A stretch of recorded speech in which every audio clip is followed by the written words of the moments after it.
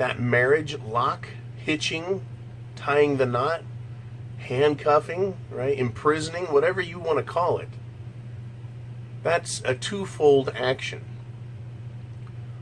Locking you in means you have to care for them, right? You can't get away from them.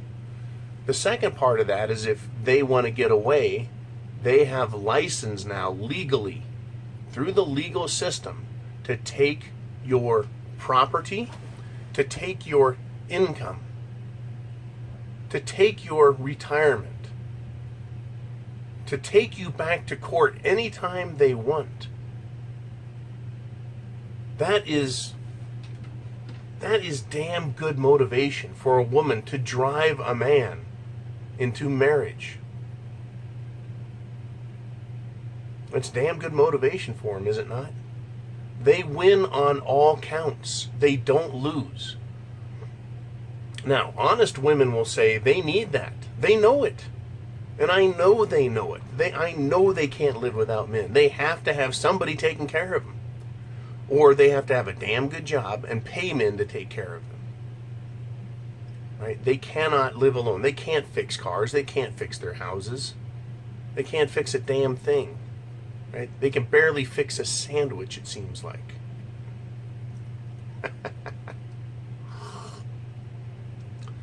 So, GSK writes, she kept pressuring me for marriage, and I was overwhelmed.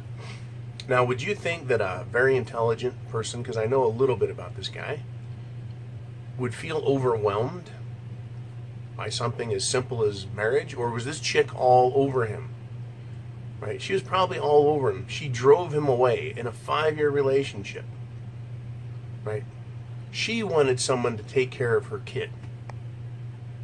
She had it.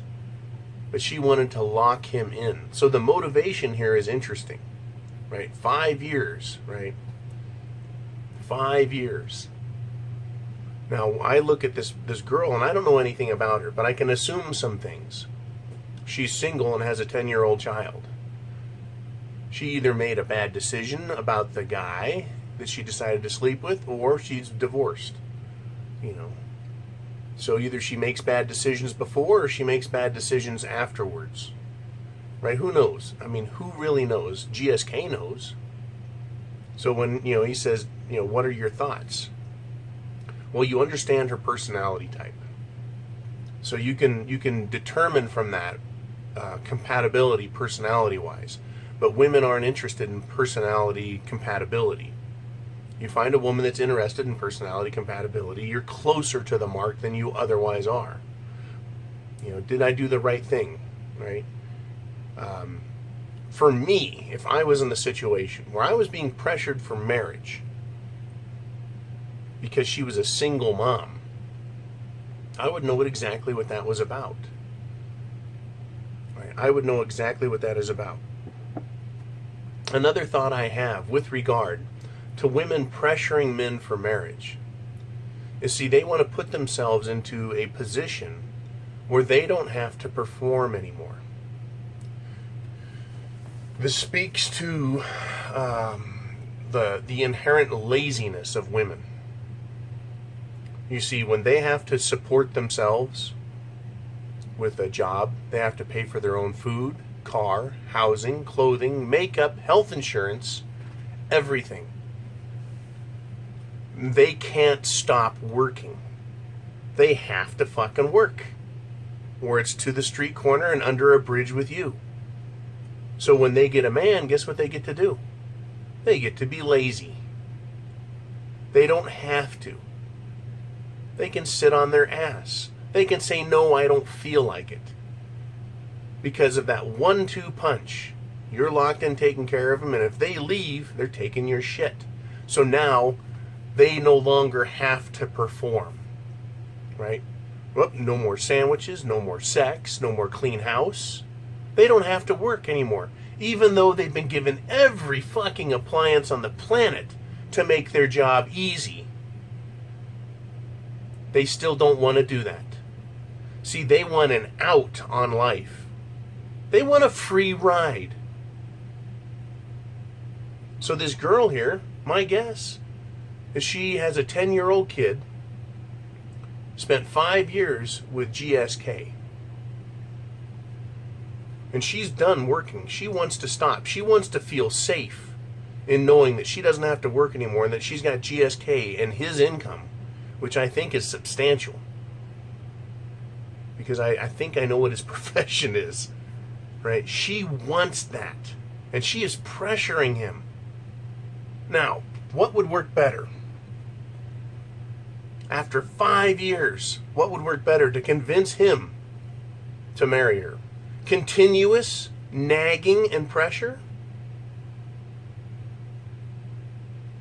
Or if she had just done her job as a woman and taken care of him day in, day out. This guy is a gold mine to her. He has everything she wants as far as security and safety. Everything she wants. But she couldn't just let him be and demonstrate what a good woman she is by working her ass off for him the same way he works his ass off to make his income. Oh no. She had to push him and drive him to the point where even a guy with a very high intellect, right, feels overwhelmed by it. And he's like, out of here, whatever, right? She didn't know that he's Mgtow minded for whatever reason, right? But when it comes to personalities, understanding them is key. If you've got a girl, I recommend no girls, right? It's just a nightmare at this point. It's a nightmare because of how far into this system we are. Right? Again, I walked in and I said to those women, look, I have the penis. They don't like that. Right? They want to argue with it. They want it their way. They want to not have to work. They want us to do all the work and pay for everything and give, and destroy ourselves to the point where we don't feel like we have any value. That's where we're at today. So is it any wonder that men are going Mgtow? Going their own way. Is it any wonder that we're looking at ourselves and saying, I'm worth something. I'm worth a lot more than what I'm getting. And I'm not just going to destroy myself. I am not going to commit psychological suicide to satisfy my mother's whims, some social expectation of me. Right? I'm done with that. That is what Mgtow is. It's not about hating women. It's about denying what women do. Because there is a social agenda, in my opinion. And that social agenda uses women on an individual and personal level to bring men into subjugation. And that's the pressure we feel. The same way GSK feels it in his life. Right? Out there, outside, you're driving down the street, you feel the laws. Right? When you're interacting with other groups of people, and I'm very sensitive to this as an introvert, when you interact with other people, you feel pressure on you, an expectation of a certain type of behavior. And it hurts. It hurts. So I think extroverts probably do a lot better with this shit than I do, and introverts do. But anyways, it hurts. It hurts you to deal with that. Right? And dealing with the professional crap. All the stuff in the professional working world where there's all this social expectation, a professional and legal expectation on what you say and think and how you act. Not allowed to be a man anymore. But you can deny all that and resist all that. Pow! Because the other 50% of your life is in your home. A man's castle. The sanctity and quietness of it. The safety it's supposed to provide. Your hard work making a home for yourself. And you want, as a man, companionship. So you have a woman. And all she does, if this is all she does, is attack you. And tell you what she wants. And boo-hoo-hoo. Right? And she wanted to do this and that. So she's out blowing money left and right. As if it's all about her. They even give themselves the grandiose, extreme title of homemaker, right? And they even consider that an insult to themselves, calling themselves Susie Homemaker. They didn't make the fucking home. All they do is clean and decorate the home, and they don't even do that. Homemaker my ass. Anyways, a man comes home to peace and quiet, solitude, satisfaction. And if you've got someone in your ear demanding marriage, demanding more from you, why would you want that? But that's how they got the control, this social system, this social engineering system of destroying men. That's how they brought it into our home, is to control us 100% of the time. Not only outside at work with society, but inside, in your personal life, in your heart, and in your mind is where they wanted to be. And so they've developed this system. And women, because they're rewarded by it, have adopted it and use it to their advantage personally. So GSK, right, he wants some peace and quiet, and he can't get it because his girlfriend of 5 years was all over him, demanding marriage, overwhelming him with it to the point where he just broke up with her and said, I don't need it. You see, he's lucky he's not married. And after 5 years of having her as girlfriend, I don't know about their cohabitation efforts. You know, she may have a legal case. I don't know about what jurisdiction he's in, where on the planet he's at. But if he cohabitated, she may take him to court, right, and demand palimony because she was his pal, right, living at a standard of living that she became accustomed to. Right, she could claim, right, that he's been this kid's father for 50% of the kid's life because the kid is 10 and he's been there for 5 of them, that he has some paternal responsibilities. You see, that's how far they pushed it. They demand things. And then they do it legally. And they keep pushing men away, women do, further and further, because everything we do with them becomes a risk. A huge risk.